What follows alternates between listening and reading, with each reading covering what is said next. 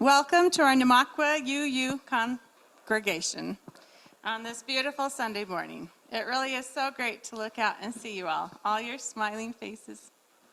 A special welcome to any visitors who have joined us today. This truly is a come as you are congregation. That too, but come as you are congregation, and all of you are welcome to be whoever it is you are here. We'd like to get you know you more at coffee hour, and also you can sign up at the back table for any correspondence. All of you picked a great Sunday to be here because today we get to hear original writings from a variety of people in this congregation who enjoy writing. It's going on a few years now, but once a month I truly relish the 90 minutes that I get to be part of our UU Writers Group and share and hear what people have written on the theme of the month. It's always a huge variety. And I just feel like hearing what people share, the poetry, the reflections, the stories, just gives me a window into who they are, a window into the soul. Roger Schenck, a behavioral scientist, said, "We write and tell stories in order to feel at home in the universe." Isn't that beautiful? There isn't a stronger connection between people than storytelling. And it's been said, I meant to look up who, but the world is not made up of atoms, it's made up of stories. The world is not made up of atoms, it's made up of stories. And that's a profound truth. It goes so deep. All right, so just by curiosity, how many of you enjoy writing? Wow, a lot. I assumed as much. It was Winston Churchill, one of my heroes, and by the way, he wrote 43 books. But he's the one that said he could think of no finer pleasure than a ream of blank paper and a free afternoon in which to write. I get that, right? Sometimes. Like many of you, writing is therapy to me. Julie Cameron, the author of An Artist's Way, said, "We should write because writing brings clarity and passion to the act of living. Writing is sensual, experiential, grounding. We should write because writing is good for the soul. We should write because writing yields us a body of work, a felt path through the world in which we live." The connection between thinking and writing and living has always been a fascinating one to me. And for brief announcements, today after church we have our small group orientation for all of you who signed up to be in a small group. Reverend Dana will be here for that. We have a social justice meeting this Thursday with Sue. Next Sunday, Reverend Dana and AnnMarie are leading a service called The Voices We Choose to Hear. This is about how the practice of deep listening can shape the life we wish to live. And we'll also welcome new members at this service. That's exciting. After the service next week is our congregational meeting, and that evening at 5:30 is a young adult potluck and discussion group for ages 18 to 45. If you're 45 in this congregation, you're a young adult, just so you know. We'll have coffee hour after the service today, and I just want to thank everybody who has prepared and is helping with our service. And now Nancy will share with us something that she wrote for our Chalice lighting.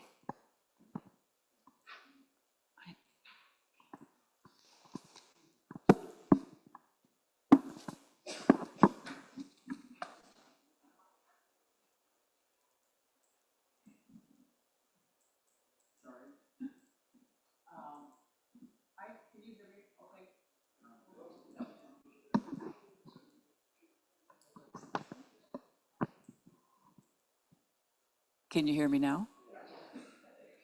I remember an exercise that we did in my former church. We had a big ball of yarn and we tossed it around from person to person, holding on to our little section. I think we said something or asked a question of the person who was receiving the yarn. It was a fun thing to do and a great way of feeling connected. As you may know, now you can't hear me? Now can you hear me? Because this is the important part. As you may know, I recruit ushers for Sunday mornings, and I'm always looking for more. On a recent Sunday morning, I had a perfect example of interdependence. Loretta was supposed to usher that morning with Vaughn. She called that morning to let me know that Clay's mother had fallen, and he was taking her to MCR. He was responsible for technology that day, so he needed to do the technology, but he needed someone to sit with Karen at the hospital. So he called Loretta and asked her to sit with his mom, which she said she would do. She called me then to let me know that she was not going to be able to usher, and could I let Vaughn know that? You see how this goes? I called Vaughn, and she asked Mickey, who was happy to do ushering with her. That's a tiny example, but I think a good one of how we are all connected to and support each other. That's just one of the many examples of how I see our church as a village and why I love it. Thank goodness for the cooperative Namaquip family and for all of our ball of yarn. For the chalice lighting now? Okay. As we light our chalice today, may we know once again that we are not isolated beings, but connected in mystery and miracle to the universe, to this community, and to each other.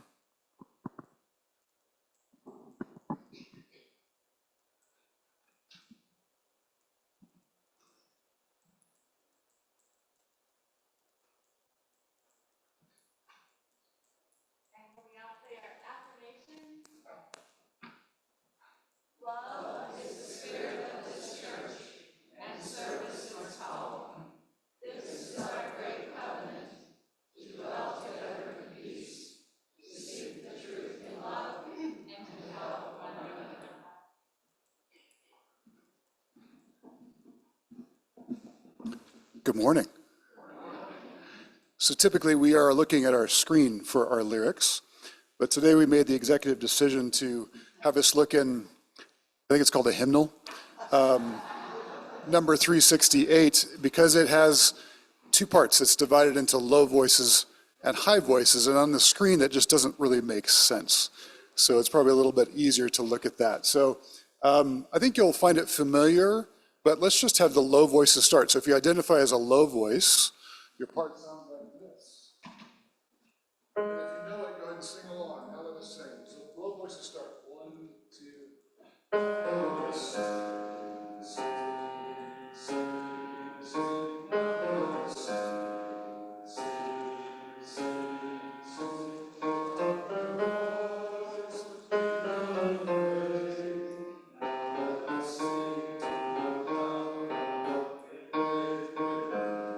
Good, and then the high voice.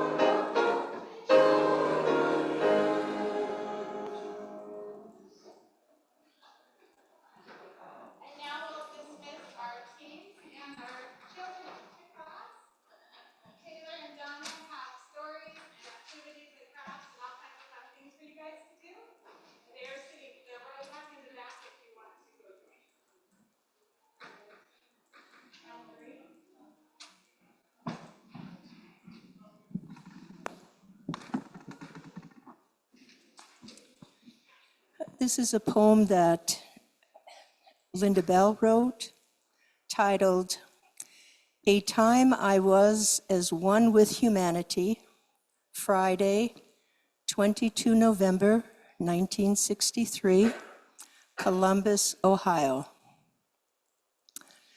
We kept our plans for that evening. I assumed we'd be almost alone in the theater, but instead, the 7 o'clock showing of Fantasia was surprisingly crowded and adult. I'd seen the iconic 1940 movie sometime as a child and only had a vague memory.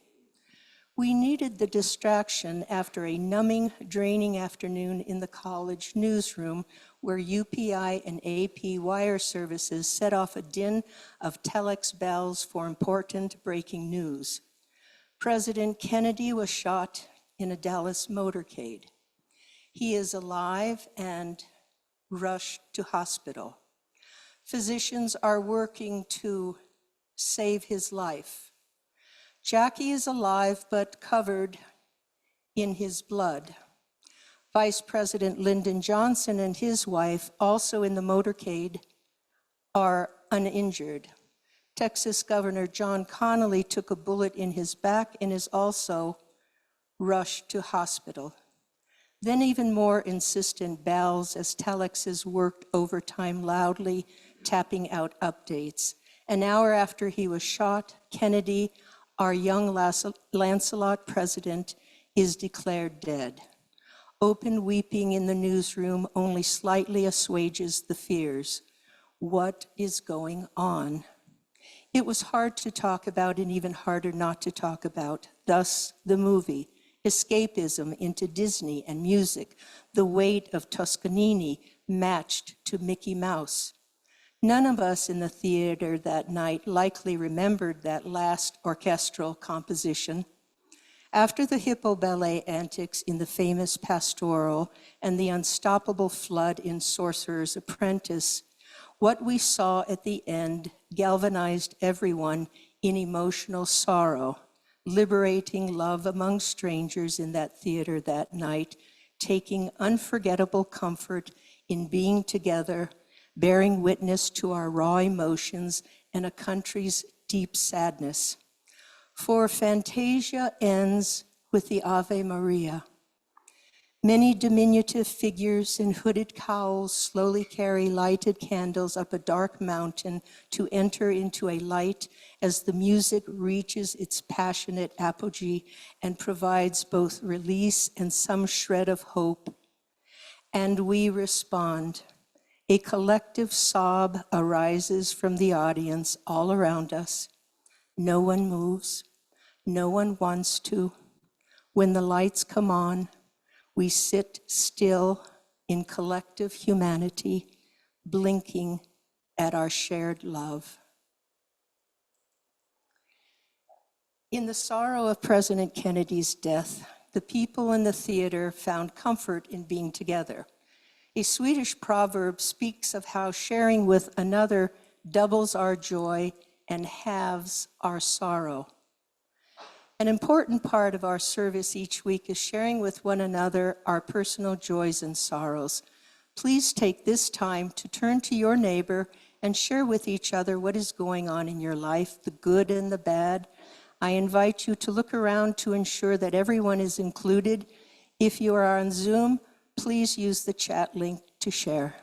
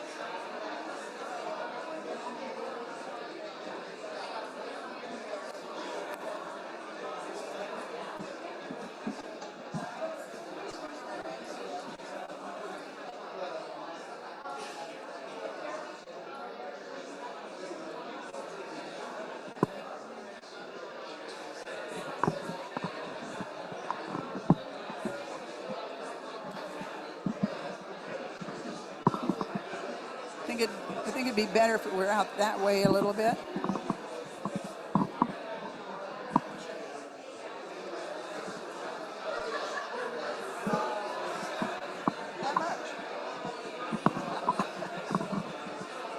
Okay, okay. Yeah, that's still better than holding it, I think. But, yeah, I'll try that. I might fall off.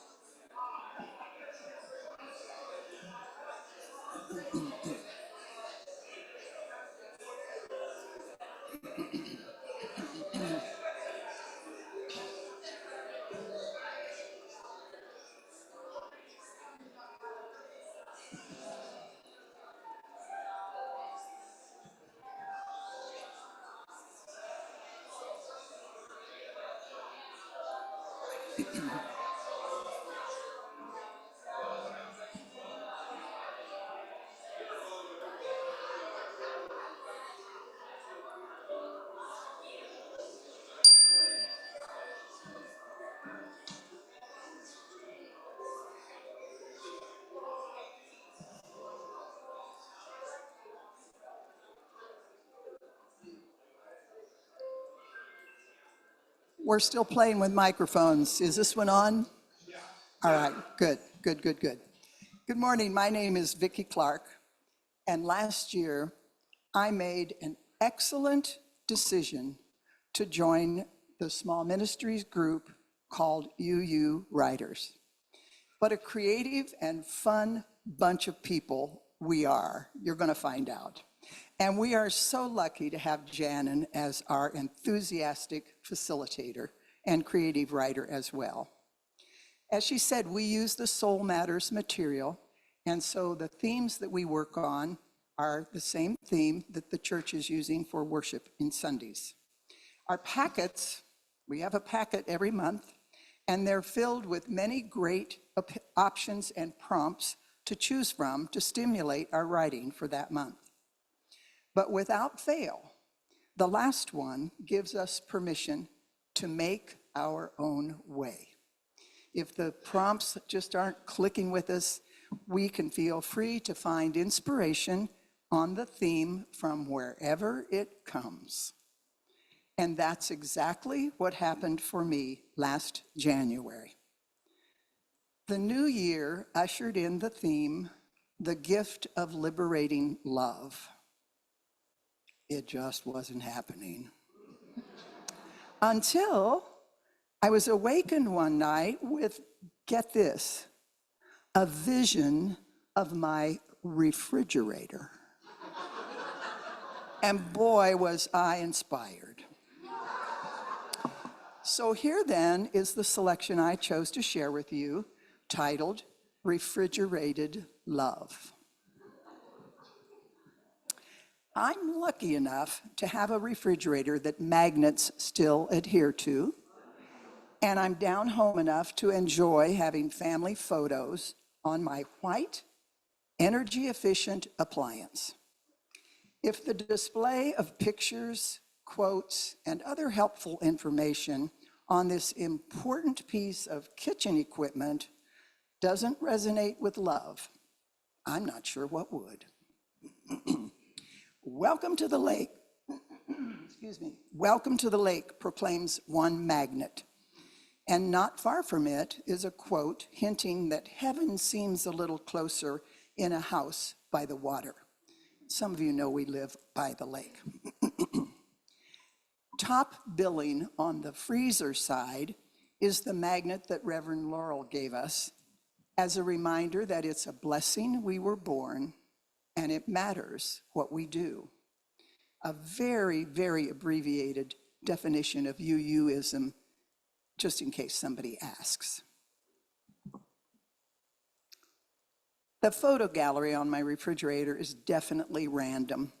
From recent family collages sent at Christmas time, remember this was written in January, to a favorite vintage snapshot on yet another magnet of all of my sisters.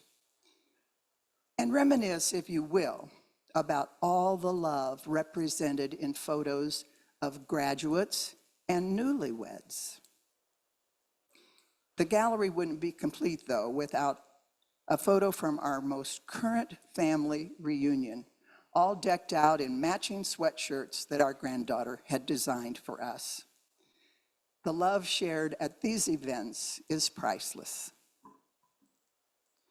2 words in capital letters announce, "You matter." I think maybe I got that here at church somewhere. Somebody gave that out. You matter. And I placed that little magnet right on top of a great snapshot of our little family. Another photo shows me with my arms draped around my husband of 62 years. Now that's deep love. A quick glance lets me know that I don't actually have a photo of everyone in my extended family.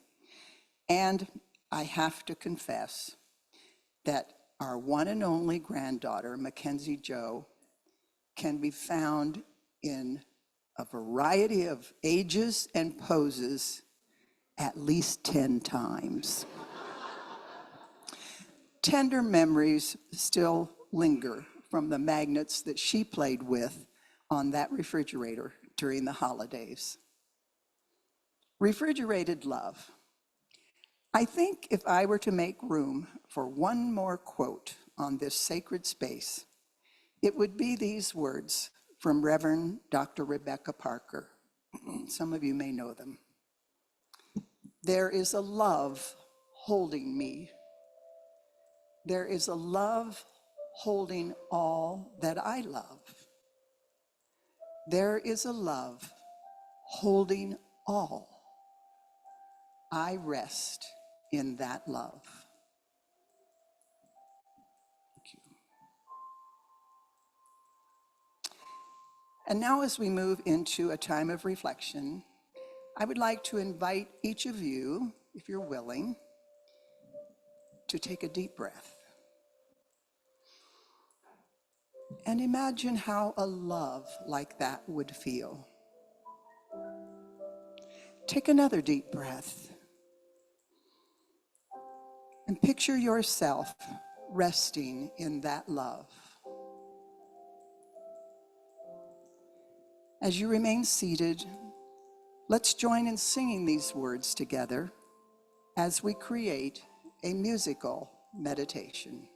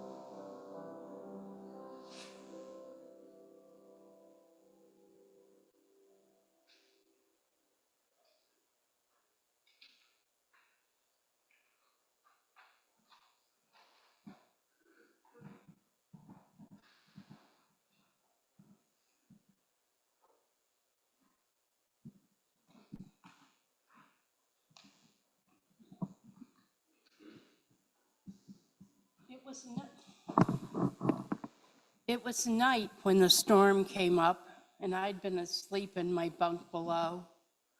The motion of the boat awakened me, and I went up on deck. What a spectacular sight. I was on board a 100-foot, two-masted sailboat, a so-called tall ship, in the middle of the Chesapeake Bay in a full-blown nor'easter, the kind of fall storm that happens frequently in the Northeast near the ocean. The 40-mile-an-hour winds were so strong we had to pull the sails to keep them from tearing apart. The sky was totally black, except for all the lightning flashes all around, continually. One lightning strike after another, and another, accompanied by booming thunder and hard driving rain. The boat was pitching and rolling. I had to hold on to keep from falling. I wondered, should I be afraid? We had literally rebuilt this classic oyster schooner from a wreck on the riverbank. With lead from professional Jersey Shore wooden boat builders, I was one of dozens of good-hearted but totally unskilled volunteers who had replaced decks and planks of this unique boat once used to harvest millions of dollars of oysters from the bay bottom. In fact, I had actually plugged many holes in the boat with wooden pegs myself. Was I good enough? Would my holes stay plugged? It was a raging storm. Would the boat hold together in this violence? I wanted to believe, but the captain and professional crew were far too busy to reassure me. The storm was so strong, the boat felt like a classic toy being tossed around. Would I be washed overboard? I focused on the deck under my feet. Would she hold? The oak felt solid. Despite the chaos all around, I did feel secure and, amazingly, safe. I felt calm among the fury. I took a deep breath, relaxed, looked around again at the dramatic sky crisscrossed with lightning strikes, at the roiling bay, crashing wave after wave of water across the deck, and most wondrous of all was the luminescent plankton washing continually over the deck, swirling around my feet. A carpet of flowing diamonds turning on and off with each lightning strike. The wind fed the rain, the wind fed the waves, and the waves carried the floating, glowing plankton. Breathtaking, exhilarating, exciting, and powerful. The beauty and dominance of nature's elements. I felt alone, although there were plenty of others aboard, but there was really only the deafening sound, the flashing light, the crashing waves, and the moving, sparkling waters. It was surreal and very beautiful. I felt like I was in a Fellini movie with a boat protecting us all.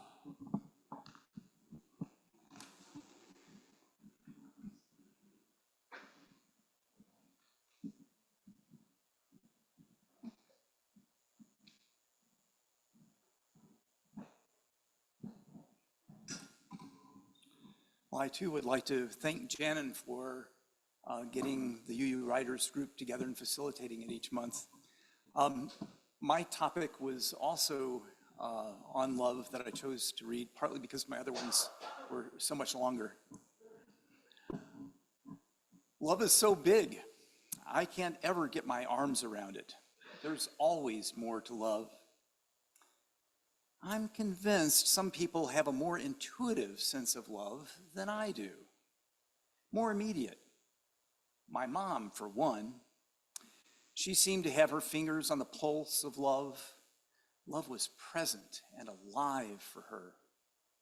Neighbors and friends sought her out to be real with, for advice, just to process with, coffee around the kitchen counter. One time when we were kids, there was a knock on our door. There, crying, was our next door neighbor's teenage daughter. She sometimes babysat for us kids. Mom shooed us kids out so that they could talk. Some months later, I noticed Pam was pregnant. It wouldn't surprise me if she had come to Mom before telling her parents. She knew Mom was on her side, siding with love for her. For my mom, love seemed to be in the treble clef, a birdsong, a dancing flame, ever present with the day. For me, love seems more in the bass clef, lower, slower, more of a mood or a warmth, a fire's glowing embers. Perhaps that's why it took me so long to marry at 46. Before then, I'd be dating and I'd be attracted to the hope for love, but at some point the relationship just wouldn't get deeper. Yet, there was a friend with whom I felt I could be myself, with whom I felt at home, a warm feeling, like embers. When she became available finally, marriage felt natural. That was 22 years ago. I do have access to a treble clef, though, in the foreground through caring. While love for me is a warm background feeling, I have an immediate feel of caring. I can care about whatever I do, even washing the dishes. I can be present with each dish if I can just still my mind, which is not easy for me. Just like love, caring for me is so big, I can't ever get my arms around it. Just like love, there's always more to care.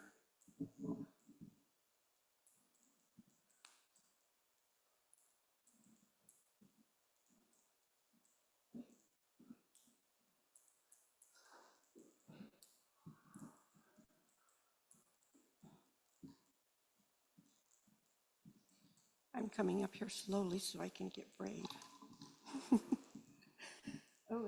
Hello, everyone. It's so nice to see so many friends. Okay, is that better? Okay. So I missed a lot of the classes this last year with the writers, so I can't see the words. It's just.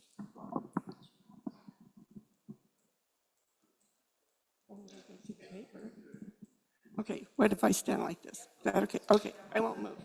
All right. So I picked something that I've written a while ago, but it may be current for some of you. So I'm going to start out by asking for some audience participation. Raise your hand if you have a cat. Keep them raised. Raise your hand if you've ever had a cat. Oh, wow. Raise your hand if you've never had a cat. Got a few there. Raise your hand if you don't want a cat. Okay. Just want to know where we stand here. In my 57-year marriage, we had 2 years without a cat in all those years. We had, is the picture up there? Yes. We had Babe and Chaucer and Jenny Anydot. Jenny Anydot had a little dot on her nose, and so we named her that after the Broadway play, Jenny Anydot Cats. We had Peanut and Remus and Critter and Poggy and Buddy, and now we have Poggy and Buddy, I have still. Anyway, I'm going to talk to you about Polo. Polo I'm going to name this the gifted cat, okay? How many of you think your cats were gifted? You know, you're just amazing, right? That was only even half of you, okay? So this is called the gifted cat. Gifted doesn't necessarily mean talented. Not that Polo wasn't talented, but his habit of sitting in boxes didn't take much talent. He was obviously born with his personality characteristic. I'd grown to expect Polo to sit in boxes. If I came home with a new pair of shoes and delayed taking them completely out of the box, he watched and waited for the lid to be free so he could sit in it. It's a compromise on his part, to be sure, but better than nothing, just the lid. Besides, he knows eventually that I would empty that delectable shoebox, and then he gets his moment. I find him snug and smug with a look on his face which reveals, finally, at last. There can be no doubt that that's what Polo was thinking. But Polo's idea of heaven is Christmas morning. Oh, I see some people relate. Christmas morning, nothing in his mind could ever equal it or even come close. Everyone who knew him knew this was true. Not only did he have to wait a whole year from one to the next, and in cat years, that's 7, but at last his patience is rewarded for all of the weeks of watching those enticing boxes get bound up, tied up, dressed up, and in what must surely seem like some exaggerated excess to a cat. I can only imagine what he must have been thinking of our ritual with his limited cat perceptions. Oh, here they go again, filling all those perfectly great boxes, spending hours sealing them up, then waiting, sometimes for weeks, but other times for barely as long as it took them to wrap the box in the first place. Polo had learned over the years that it's better for family tranquility if he resisted his urge to snoop. Now that he's old, he's given up unraveling the boxes and making paw-sized rips in the paper. But raffia, you know what raffia is? If I use raffia, it's like baiting the gift with catnip. He's as helpless in his habit as I am to stop him. Christmas morning, the confusion, the clutter, the din of so many voices raised above the noise of crumpling papers and ripped open boxes, it sends the other cats fleeing to the farthest corners of the house. But not Polo. He arrives on the scene with an attitude. He prances down the stairs into the family room, his tail at its highest with a pleased curl at the top. You know what I'm talking about. One can almost read his thoughts. A smorgasbord of empty boxes is about to be served, and he's the only customer. That's it. Yep.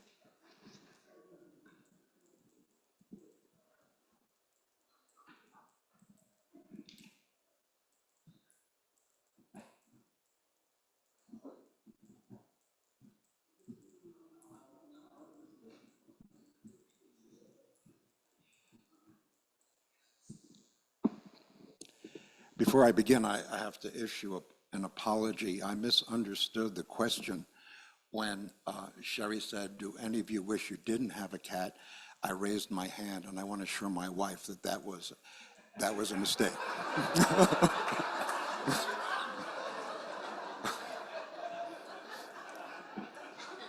I thought it would be worthwhile clearing that up before we made our ride home.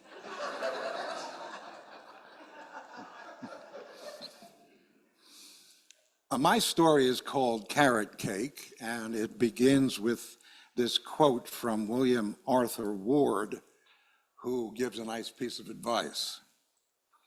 To make mistakes is human, To stumble is commonplace, but to be able to laugh at yourself, well, that is maturity. There's a TV show I watch occasionally called The Great British Baking Show, where a group of British citizens are brought together to test their baking skills.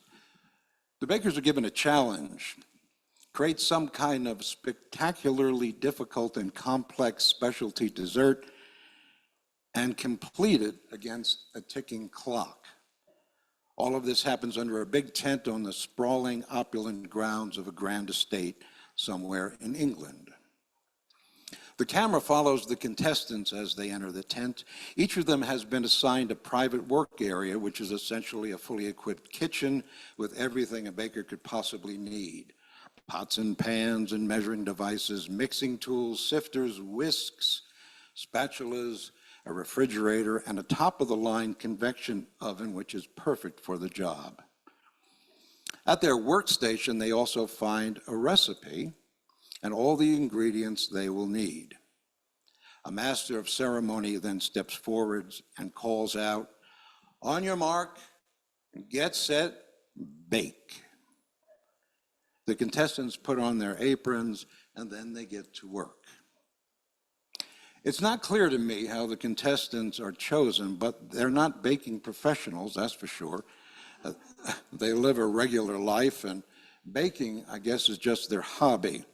So whether the baking challenge is pastries, cakes, or puddings, or pies, or tarts, the results generally are mixed. Some bakers rise to the occasion, others fall flat.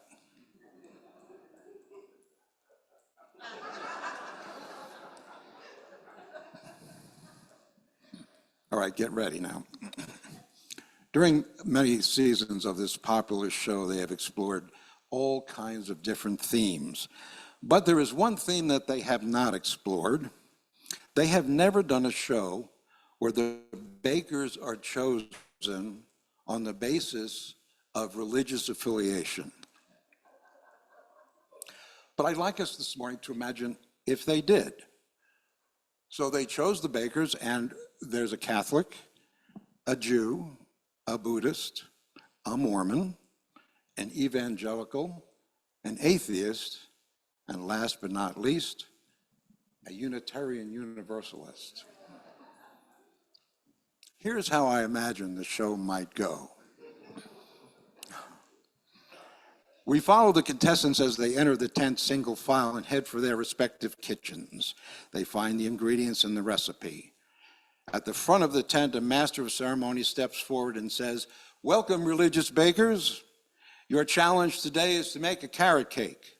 It must be moist. It must be beautiful. It must have a decadent melt-in-your-mouth cream cheese icing, and it must be completed in 2 hours. On your mark, get set, start baking." The bakers put on their aprons and get to work. 2 hours later, right on the nose, the master of ceremonies steps center stage and calls out, "Religious bakers, you are out of time. Please stand aside from your bake. And now it is time for the judges to see what you contestants have been up to." Well, the first stop for the judges is the Catholic table. And here they're a little disappointed to discover that the Catholic baker has made very little progress. He's still mixing up the batter, and strangely, he's doing this while he's carrying on a phone conversation. They ask him, "Who are you talking to?" He says, "I'm talking to my priest." "Your priest?" "Yes, I've realized that it's been quite a while since my last confession, so I thought this might be a good idea and good opportunity to get both things done at once." The judges shrug their shoulders and then head over to the next table, which is the Buddhist table. Here they discover that none of the ingredients has been touched. Instead, the Buddhist is sitting cross-legged on the table, deeply lost in meditation. One of the judges taps him on the shoulder and says, "Excuse me, where is your cake?" He looks at them with deep kindness in his eyes and replies softly, "Carrot cake, my friends, is an illusion.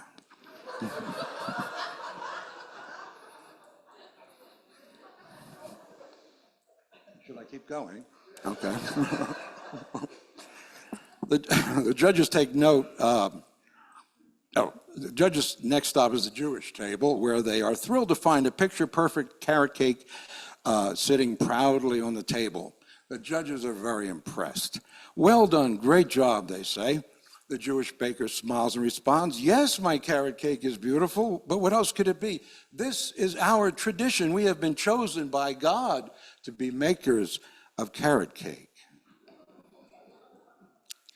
The judges take note of his enthusiasm, but then they move politely on to the next table, and here they find the evangelical baker standing very proudly next to the carrot cake that she has made. The judges are relieved that another baker has actually completed the task, but as they get closer, they notice that rather than a 3-layer round carrot cake, the carrot cake she has made has been fashioned into the shape of a cross. The judges say, why, this is very different. Can you tell us a little bit about your cake? The contestant replies, well, I could, but what I'd really like to do is tell you about my Lord and Savior, Jesus Christ. For as it says in Paul's letter to the Thessalonians, chapter 5, verses 20 through 25, thank you, says the judge. And they move on quickly to the next table, which happens to be the Mormon table. As you might imagine, at the Mormon table, they find a beautifully made cake. Perfect, really. But they are surprised to see that the Mormon woman now has a man standing next to her. When she is asked to tell them about the beautiful cake she has made, she replies, this is my husband. He is the priest holder of our family. He was concerned that if I baked a cake in this kind of environment, it would look too much like I had assumed a leadership position. So if you'd like to know about my cake, I invite you to ask my husband. He'll be happy to tell you.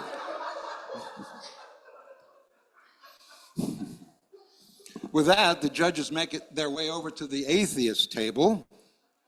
And to their great surprise, they discover that the atheist baker has left. None of the ingredients have been touched. And on the table, they find a note that reads, I don't believe in carrot cake.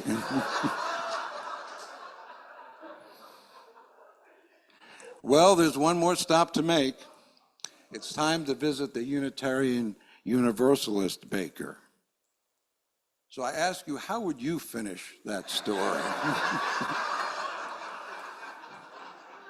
If you had to stand up here and read it instead of me, I have to admit there are lots of different ways I could have gone with this, but here's what I came up with. And if I haven't gotten myself into trouble yet with this little story, I might just accomplish that right now. As the judges approach the Unitarian work area, they see that some things are very different. First of all, somehow this UU baker has rearranged the parts of the kitchen and moved them around to form a circle.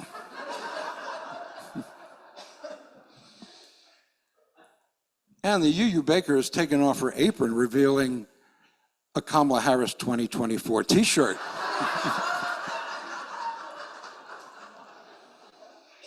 And there's a change to the name tag as well. Under her name, she has penciled in she, her.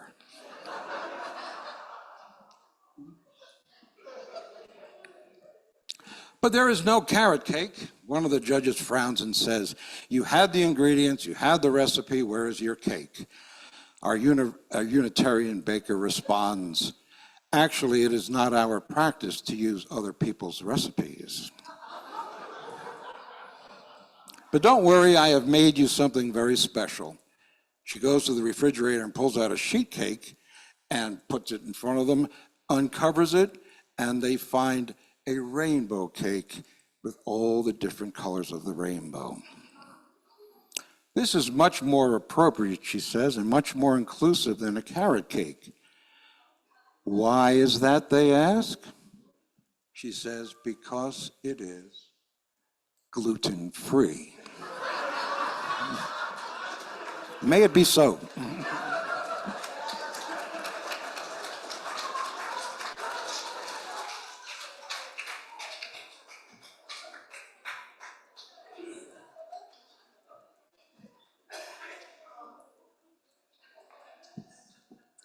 I am content that you've seen for yourself what a wonderful group we have in UU Riders. We have so much fun. I didn't put myself in the lineup because I didn't know if we'd have time, but I would love to share one brief story with you of my own. So the setup is that my parents moved from Hawaii to Pocatello while I was here in Denver being a nanny. So when I came back home, I didn't know a soul. My church had a singles activity where, my Mormon church, where we were going boating at the lake. So when I arrived at the loading dock, there were all these single people clamoring to get into the boats, right? And not knowing anyone, I felt very conspicuous and out of place, like I was crashing a party. I spied one boat with only 2 people in it so far, and so I hurried to ask them if I could go out with them. The man looked at the woman, and she just shrugged. Wow, not the friendliest people, I thought. But they agreed, so I climbed into the middle. And as soon as I settled in, the man pushed the boat from the dock. I was incredulous. How could they justify such a light load when everyone else was being crammed into the other boats like sardines? And this was even one of the larger canoes. Oh, well, I told myself, even if I am on a stingy boat, at least we were headed away from the crowds into the lake. We exchanged names. His was Pete, hers was Brenda. Then nobody spoke. Since I wasn't helping to propel us forward, I felt like I should make conversation. So I finally asked, which ward are the 2 of you from? So Mormon congregations are called wards, and they all have a different number to keep them all straight. The man gave me a confused look and repeated the word ward, like it was a foreign word to him. My heart skipped a beat as realization burst upon me. These people were not part of the singles group activity. They were just 2 people, probably 2 people on a date that had come out to go on a private boat ride. And here I sat smack in the middle of them. Suddenly, their confused looks and hesitation about letting me on board made sense. I felt my heart pound and the blood rise to my cheeks. I thought, they probably think that I'm an escapee from a psychiatric ward. I was rendered absolutely speechless with embarrassment, but it gets better. So we get to the middle of the lake, and the 2 stop paddling and rest their oars on the crossbars. Actually, we come to this lake quite often. It's one of our favorite places, Pete told me.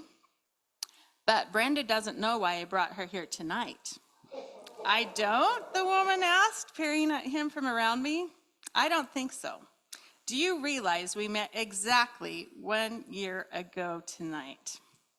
To my increasing horror, Pete reached around me to hold out a dark green velvet ring case lying open to expose a wedding ring or an engagement ring.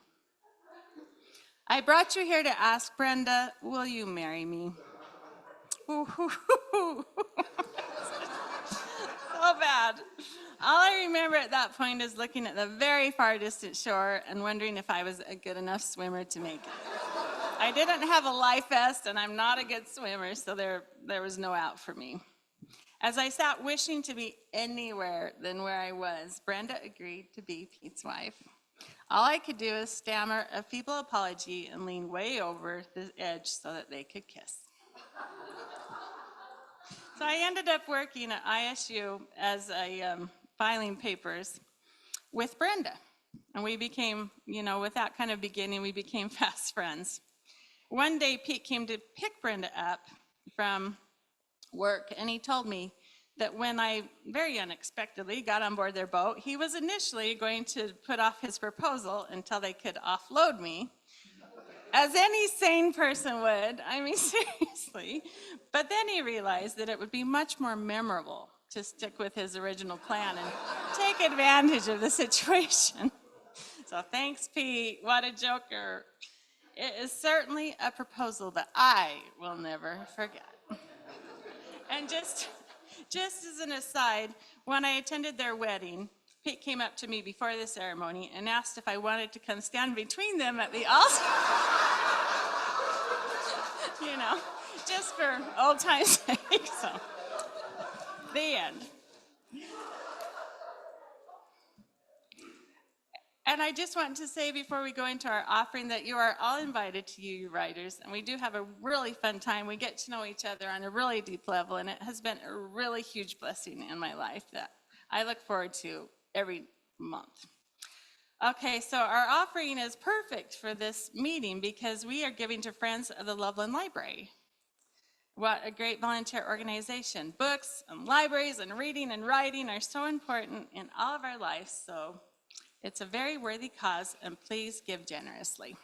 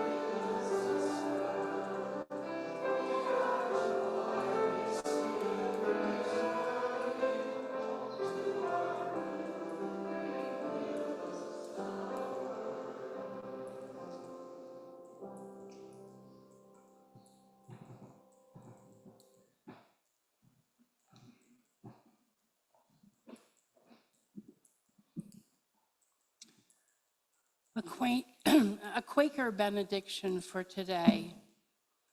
With faith in the creative powers of life, with hope for the future, of life in this world. With love for all others who share this life with us, let us go forward together in peace. Our meeting has ended. Let our service begin. Thank you all. Go now in peace.